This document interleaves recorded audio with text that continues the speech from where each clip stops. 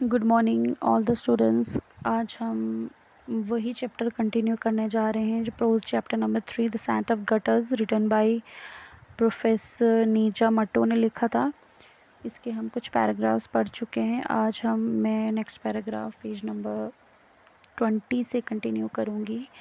Page number 20 paragraph 2 यहाँ से start करेंगे हम आज।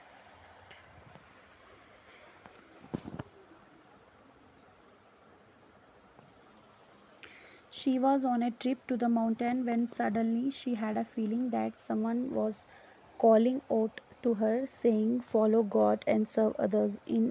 In our own Eastern mystic tradition, too, it is believed that an inner voice calls out to a person if God has some special task cut out for him or her. तो इस पूरे paragraph को आप एक बार पढ़ लें, उसके बाद इसकी एक्सप्लेनेशन को अच्छे से सुने।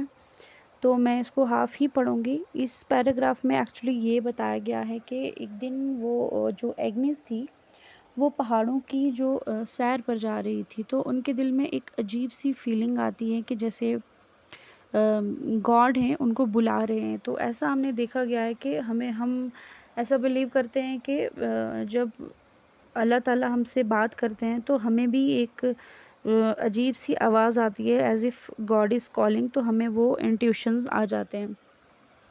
तो ऐसे ही उनको भी एक फीलिंग आई, उनको भी ऐसा लगा कि शायद गॉड ने उनको आवाज़ दी है। तो उसी वक्त उन्होंने ये इरादा किया, ये डिसाइड कर लिया कि आज से वो अल्लाह ताला के लिए ही ज़िंदगी गुजारेंगी, मतलब अब वो नन बन जाएंगी। तो ताकि वो सादगी पाकीज़गी और मतलब दूसरों की सर्विस के लिए ज़िंदगी गुजारेंगी। इसलिए ये डिसाइड किया उन्होंने कि वो इंडिया की सिटी जो कोलकाता में आएंगी, वहाँ जाएंगी ताकि वहाँ से सबसे जो गरीब से गरीब लोग हैं उनकी खिदमत कर सकें।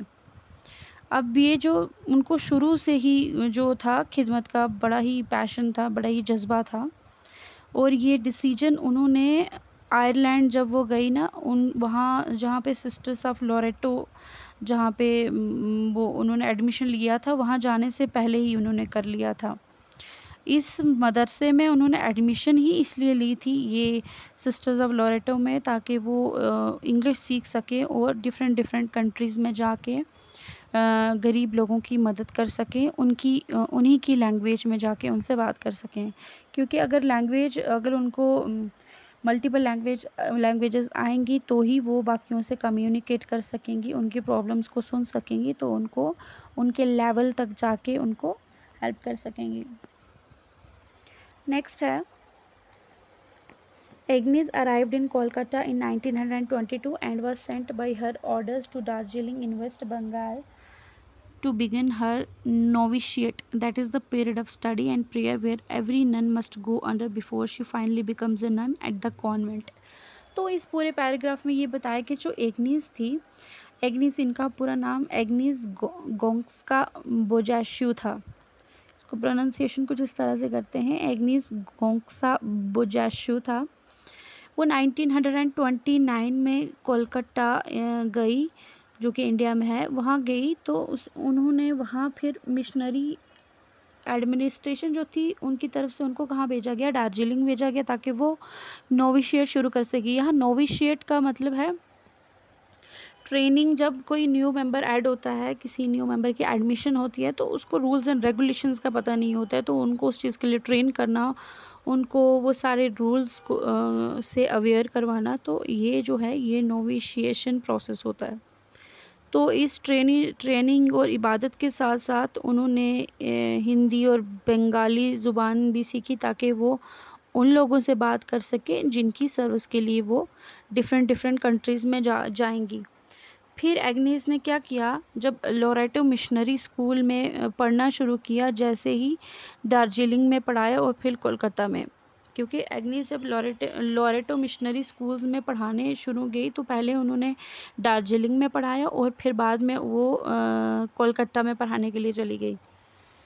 नेक्स्ट बता रहा है, she took her final vows as a nun in 1937 and assumed the name Teresa because that was the name of the patron saint of missionaries.